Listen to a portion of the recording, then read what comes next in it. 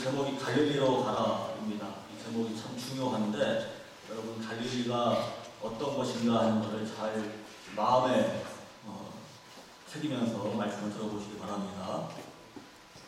안식일이 지나고 이래 첫날 이른 새벽에 막달라 사람 마리아와 다른 마리아가 이제 예수님의 무덤을 보러 갑니다.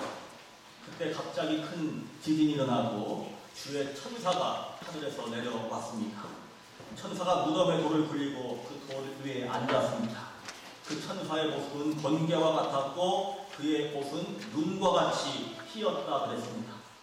이 성경의 표현만으로는 그 모습이 어떤가를 정확히 알 수가 없지만 그 무덤은 이미 죽음의 세력이 아닌 생명의 힘으로 가득 차 있음을 알 수가 있습니다. 산자와 죽은 자를 막고 있던 돌 문이 열림으로써 생사의 경계가 무너지고 죽음의 사슬이 끊어졌음을 보여줍니다. 무덤을 지키던 군인들이 벌벌 떨었습니다. 얼마나 겁이 났는지 마치 죽은 사람처럼 되었다 그랬습니다. 예수님을 현장에서 십자가에서 때리고 조롱하며 큰 소리를 치던 모습은 온데간데 없습니다. 이긴 줄 알았던 사람들이, 예수님의 초라한 죽음을 비웃던 사람들이 이제는 정반대의 모습으로 등장을 하고 있습니다. 천사가 여인들에게 놀라운 사실을 말합니다. 무서워하지 마십시오. 예수님은 더 이상 이 무덤 속에 계시지 않습니다. 그는 살아나셨습니다. 짧지만 아주 분명한 메시지가 담겨 있습니다. 예수님께서 죽음을 이기시고 다시 살아나셨다는 것입니다. 가장 약한 모습으로, 가장 초라한 모습으로 이루 말할 수 없는 고통 가운데서 십자가의 죽음을 당해야 했던 주님이 이제 영광 가운데 새로운 영원한 생명의 삶으로 이제 부활하신 것입니다. 이렇게 부활 이야기를 하면 21세기를 사는 지금도 그런 이야기를 믿느냐 하는 사람들이 있습니다. 21세기가 아닌 그 예수님 당시에도 똑같이 믿지 않던 사람들이 많이 있었습니다. 제자들도 믿지 않았습니다. 우리는 도마만 믿지 않은 걸로 그 손의 못자국을 보여주십시오 해가지고 도마만 그런 줄 알지만은 사실은 제자들도 처음부터 믿었던 것이 아닙니다. 이 마가복음에 보시면 마리아가 예수님을 목격했다는 말을 듣고 제자들이 믿지 않았다라고 나옵니다. 엠마오 마을로 하던 제자들도 부활의 죽음을 만나고도 바로 곁에서 함께 걷고도 처음에는 알지 못하고 알아보지 못하고 그렇게 몰랐습니다. 예수께서는 제자들을 찾아가셔서 그들의 마음 가운데 믿음이 없고 마음이 무딘 것을 꾸짖으셨습니다. 누가복음에 보시면 이 여자들의 말을 듣고 나서 어처구니 없는 말로 들렸다고 했습니다. 어이없는 거예요. 어떻게 죽은 분이 다시 살아나셨나 하는 그런 마음들이 그 제자들의 마음 가운데 있었습니다. 어처구니 없이 황당하게 어이없이 들었던 그 소식이 바로 예수님의 부활의 소식이었습니다. 요한복음에서는 물에 걸어담기고 숨어있던 제자들이 예수님을 만난 이후에야 비로소 기뻐했다라고 나옵니다. 한동안 잊지 못하던 도마도 나중에 가서야 나의 하나님 하면서 예수님을 믿습니다. 이 부활에 대한 소문이나 어떤 지식이나 정보는 함께 따르던 제자들의 믿음과 삶을 변화시키지 못했습니다. 살아계신 주님 만나는 그 은혜 가운데 생각이 달라지고 마음이 달라지고 또 믿음이 달라지고 삶이 달라지는 그런 은혜의 체험을 하게 됩니다. 예수님이 잡히신 그 소식을 듣고 그 십자가의 형태를 바라보는 가운데 두려운 마음에 사방으로 도망갔던 사람들이 하나둘씩 모여드는 그 이유도 바로 예수님의 부활을 체험했기 때문에 그렇습니다. 그 부활의 체험 없이는 두려운 마음 가운데 도망가고 사실은 뿔뿔이 흩어져가지고 절망 가운데 그런 경험을 했던 것이 다른 사람들이 아닌 예수님 바로 곁에 있던 제자들이었습니다. 부활하신 주님 만난 후에 그렇게 무서워하는 사람들이 예수님의 죽음을 바라보는 가운데 자신들도 절망 가운데 있던 사람들이 새로운 마음으로 새로운 믿음으로 죽음도 두려워하지 않는 부활의 증인이 된 것을 성경 말씀을 통해서 알 수가 있습니다.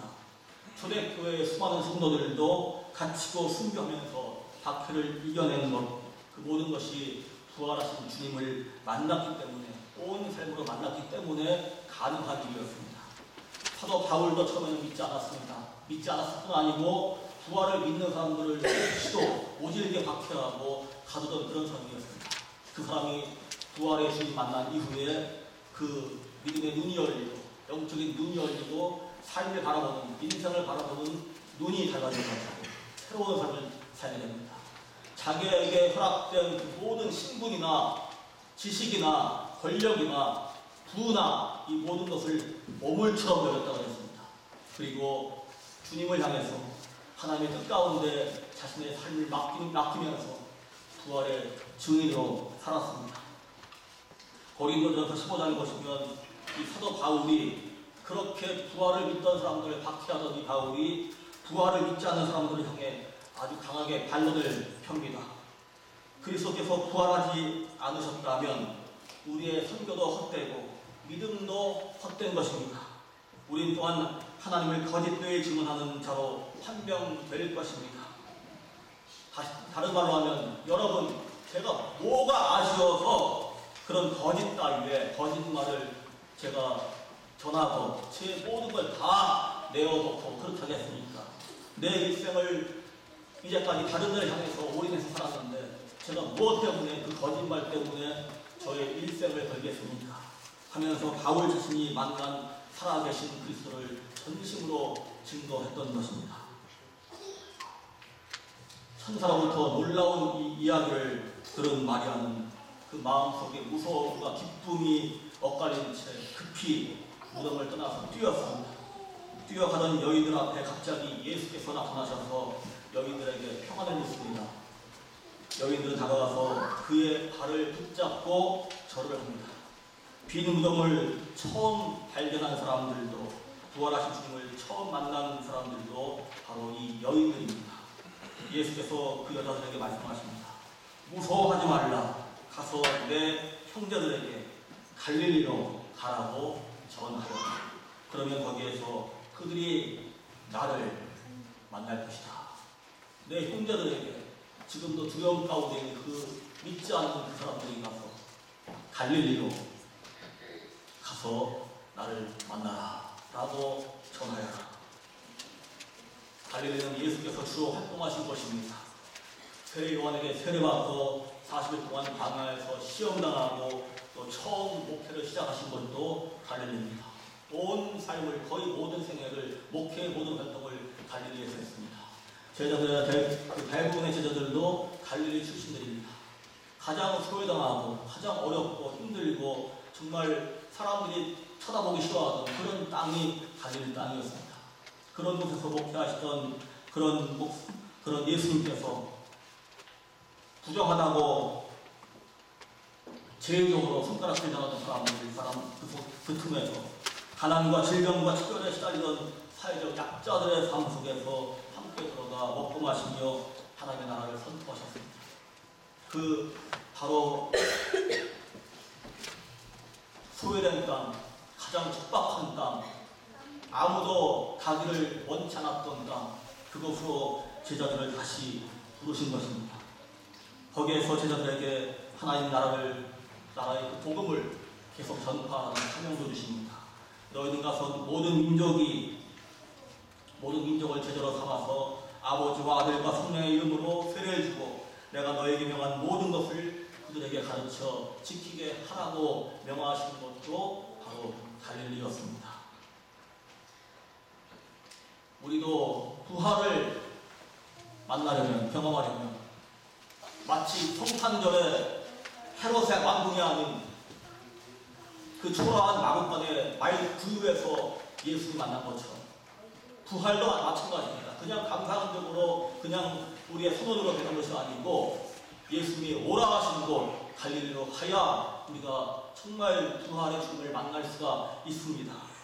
가난과 질병과 척결에 시달리던 사람들, 사회적 약자들이 살던 그 거친 그 땅으로 우리를 부르실 때 바로 그곳이 주님이 활동하신 곳이고 제자들이 부활의 주님을 만난 것이고 또 복음이 시작된 것임을 우리가 알고 그 부르심에 응할 때에 우리도 부활의 주님을 만날 수가 있습니다.